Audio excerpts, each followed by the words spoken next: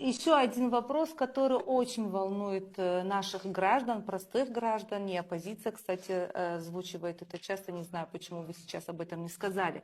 Грузины с российскими паспортами смогут здесь покупать Нет, жилье? категорически А вы можете нет. зачитать требования и ограничения, Аргументируйте, Я пожалуйста, совсем почему коротко. не могут? Что в законе сказано, в законопроекте сказано об этом? Тезисно нет, это прямо запрещено законом. Запрет на приобретение апартаментов или апарт-отелей распространяется на лиц и членов их семей. Запрет.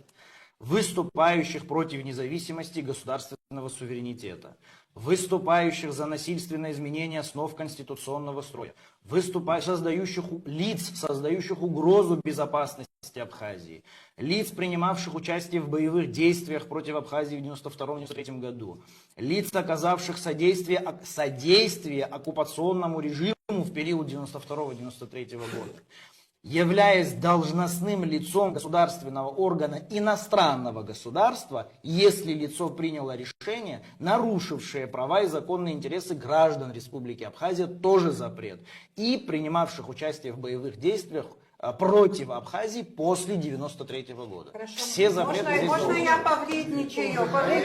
Скажем, если вдруг Меладзе, который гадко высказывался об абхазах, об Абхазии и так далее, захочет купить у нас апартаменты, мы его точно не пустим, государственной регистрации Нет, мы ему будет. дадим Но возможность и если, возьмем в плен скажем, здесь. российский гражданин грузинской национальности, который никакого отношения не имеет к Абхазии, а он для нас не опасен, он ничего не озвучивал, он ничего не делал вроде бы. Вот что-то должно быть в законопроекте, которое нас и в этом случае может обязательно. А если он сегодня построит здесь гостиницу?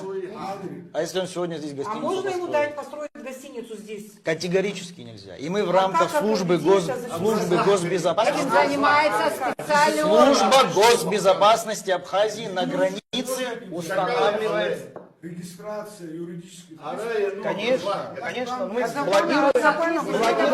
мы блокируем на уровне границы и уже потом на уровне Минюста. противоположные по смыслу справки об одном человеке из одного органа.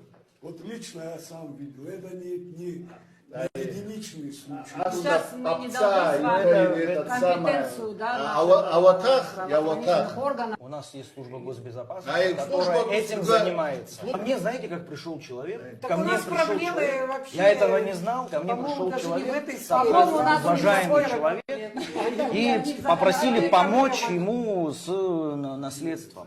Ну, с ним был уважаемый человек, ветеран, сейчас имена не называю. Я, разумеется, ветерана увидел без если задних мыслей, позволите, решил вообще помочь, я хочу, а потом чтобы выяснилось, что он министр коллаборационист. юстиции